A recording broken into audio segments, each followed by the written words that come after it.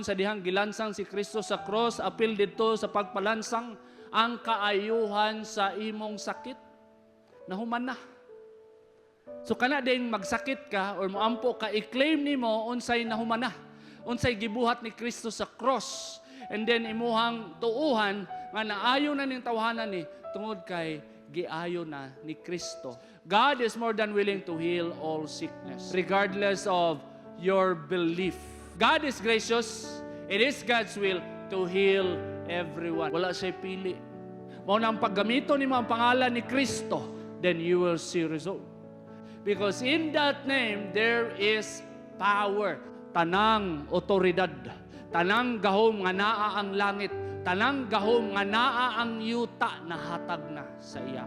The name of Jesus is above every name. Tanang sakit na may pangalan, and they should bow at the name of Jesus.